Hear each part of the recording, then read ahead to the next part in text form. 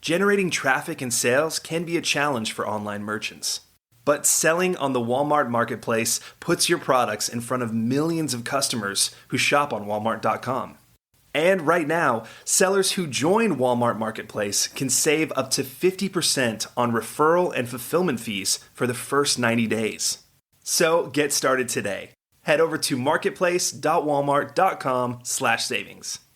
That's marketplace.walmart.com/savings. Today's podcast is sponsored by SLI Systems, providers of intelligent site search and navigation solutions. Learn more at sli-systems.com and listen to their interviews at ecommercepodcast.com.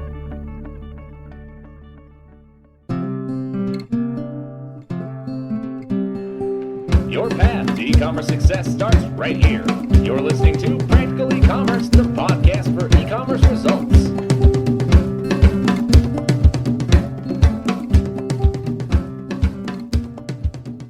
Welcome back to another Practical E-commerce podcast. My name is Brian Getting, and this is a supplemental podcast to our November 2006 issue.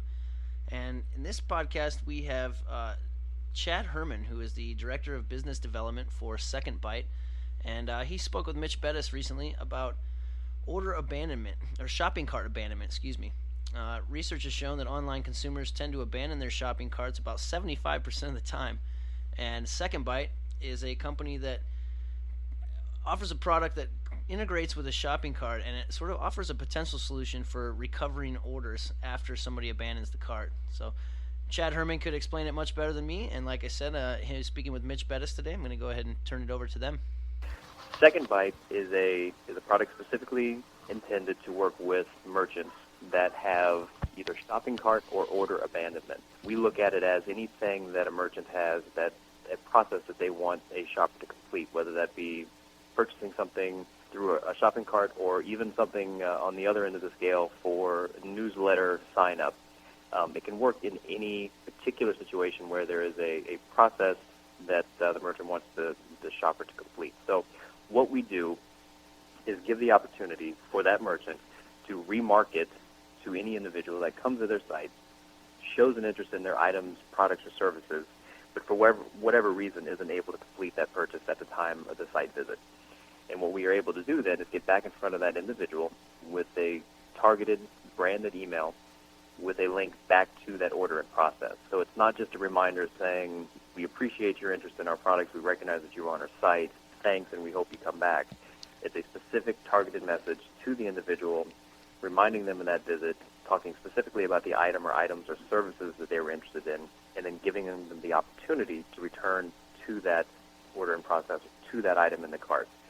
Second Bite works as an affiliate, so the only cost ever associated with utilizing Second Bite is any recovered sales or recovered signings or sign-ups for a subscription or some other related service.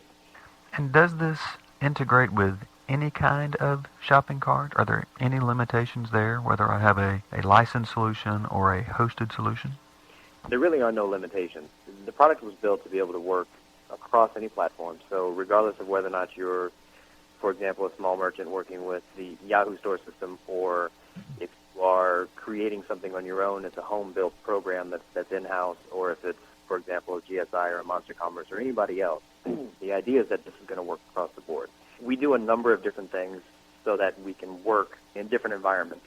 So it's really not limited to anything, to any one type or any specific cart application.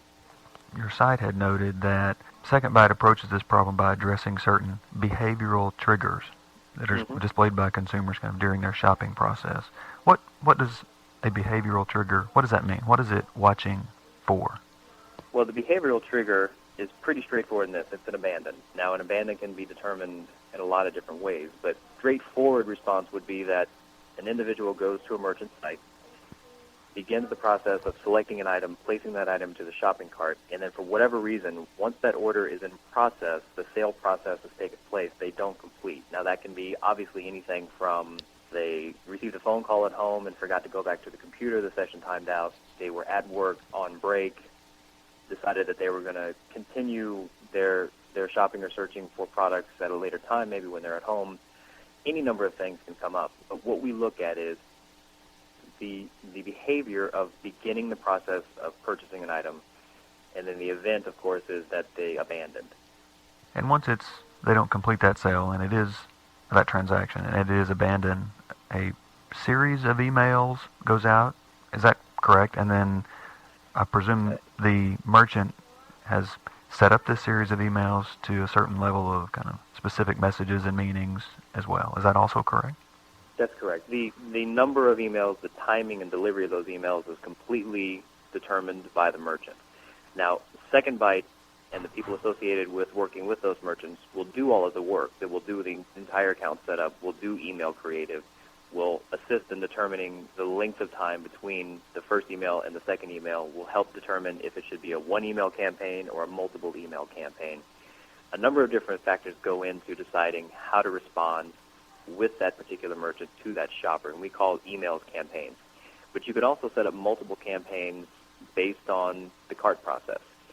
Obviously, we work with merchants that are retailers that sell, let's just say, traditional items like sporting goods.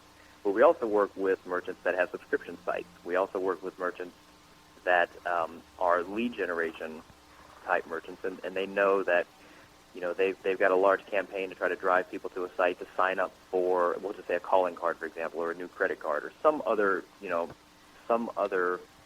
service. And there's a lot of partial data. There's a lot of people who begin the process and don't complete. We are able to respond to those people as well. So in determining how we are going to respond to the shopper, we work pretty closely with the merchant in determining how many emails should go out, the timing of those emails, the creative and the message in those emails. And the system is smart enough to vary the message or determine the message that goes back to that individual based on where they abandoned in the process and what they abandoned on. When a consumer abandons a process and then begins to receive a series of emails, can they then, from that email, reinitiate the checkout process, or do they need to go back to the site and kind of start over? How does that part of it work? Where does the consumer pick up the process once it receives an email? The experience of the end user is, and I'll walk you through the entire process. Let's just say I go to a retailer that sells sporting goods, and I'm looking at tennis shoes. And for whatever reason, as I'm in the process, I put those shoes into the cart. I'm looking at shipping costs possibly, or just kind of determining what my value is going to be compared to going down to the local store. And for whatever reason, I don't complete that purchase. I've abandoned. Now, we are on that site with that particular merchant. What the shopper is going to see at home is that, or when they receive that email, is an email from that merchant, or it's going to be branded the merchant. They're going to recognize the image and everything else from the merchant. And it's going to say something along the lines of, you recently visited our site, you began the checkout process, and you've left some items in your shopping cart. We've kept those items for you and would like to give you the opportunity to complete that purchase. We may or may not include incentives, coupons, or other call-to-action messages. That's up to the merchant as well. But then there's going to be a link that says, if you'd like to complete your purchase, click here. And if they click on that link is going to be coded to bring them directly back to the page at which they abandoned. So if they had abandoned at the credit card offer, it would take them back to the credit card offer. If they abandoned on the first page, it'll take them back to the first page. But what that shopper is going to see when they click on that email is the page that they abandoned with the item that they abandoned on in that shopping cart with, prepared to complete that purchase. So they're not going to have to reselect the items. They're not going to have to remember what site it was that they were on. They're not going to have to remember how they got, through the click stream to get back to the cart with that item with that particular discount or that combination of offers. It'll still be there waiting for them when they return. You had noted that Second Bite works as an affiliate program. If the sale is recovered, that's how Second Bite is compensated. Perhaps explain a little more in detail how that program works in terms of how the affiliate program works. Is there a percent of the sale? Is it a standard number no matter what the product or the shopping cart size is? How does that process work? What should the merchant expect in terms of the economic side?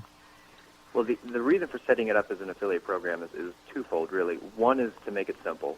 We didn't want to complicate things. We didn't want to make this a difficult decision on the merchant side by having to determine how it was going to be set up, how the cost was going to be associated, what the ROI was going to be. We wanted all those things to be straightforward. We wanted to be an affiliate because merchants and retailers are very familiar with the utilization of affiliates to drive sales.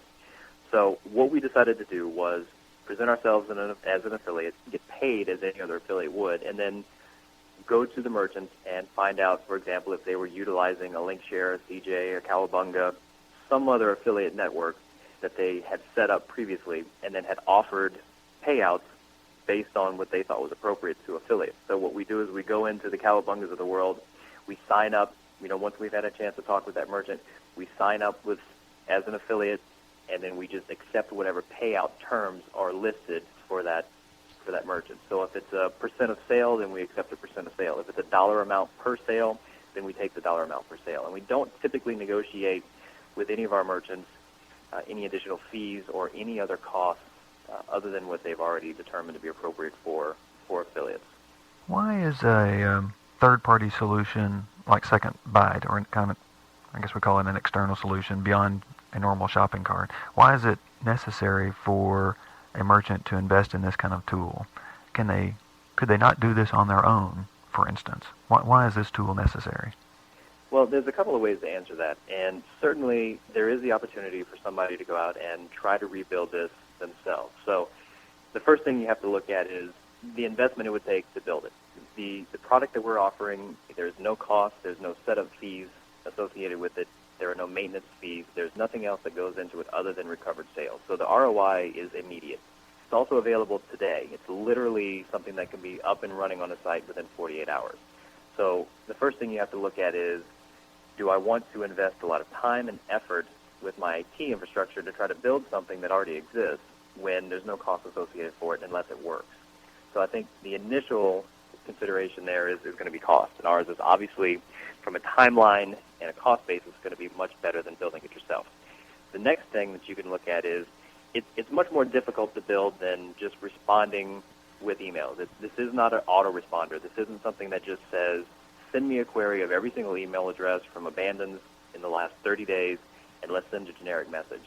You can do a lot of different things with our system that can help generate and drive traffic and increase conversions. And it's an automated system. It's something that we will run for you. So maintaining and watching those campaigns, looking at creative, coming up with solutions for how to get back in front of that merchant or that shopper and help with conversions is also a big consideration.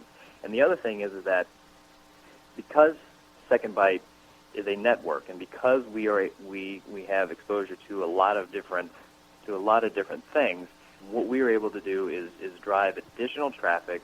Even though we're responding specifically as it relates to your site, we are going to do a better job of recognizing a shopper that abandons on a site, because sometimes we know who those people are without them leaving an email. One of the things people always say is, if you're sending an email to somebody, how do you know what that email address is? And this is where utilizing our system as opposed to in-house is a lot of times a lot better. And there are 3 different ways we can capture an email address. The first, obviously, is if they enter that email address. But the big thing about our product is they don't have to hit the submit button at the bottom of the page. So let's say, for example, on the very first page it says name, email address, street address. So if the person types in name and email address and then closes the browser, we still capture that data. They don't have to hit the submit button at the bottom of the page. And that's one of the things that I explain to companies when we talk about our product versus just pulling data from an analytics package. On an analytics package, if they don't hit the submit button, you don't know what that data is, and we do. The other thing is we can associate known shoppers for that merchant. So if somebody is a registered user on the site, they come to that particular merchant's site, we share with the merchant those records, that data of that individual. So we know who they are when they hit the site. So we can capture the email address by associating with a known user. The last thing that we can do, and something that helps extend us to a lot of different, to extend us to the situation where we can respond to a lot more people, is we have the ability to recognize people on our network. So let's say, for example, that you go to one of our merchants. We know you've made a purchase on merchant A, and that information is displayed with merchant A. And then you leave merchant A and you go to merchant B. Now, merchant A and B are both on our network, both companies utilizing the Second Bite technology. What we're able to do then is associate a known email address with an individual. These are what we call anonymous shopper records. They're not tied specifically to a name or a person. We just know an email address and kind of a shopper record. So if you go from one site to another and you abandon on a second site that is a Second Bite company, we are able to respond to you because we know who you are, and have the ability to get in front of and drive more conversions utilizing our system than you would if you were just doing it with an in-house solution and it was only associating with those shoppers on your site. And that's going to do it for this podcast. I'd like to say thank you to Chad Herman of Second Bite and also Mitch Bettis for a fantastic interview. And definitely check out Second Bite at www.secondbite.com.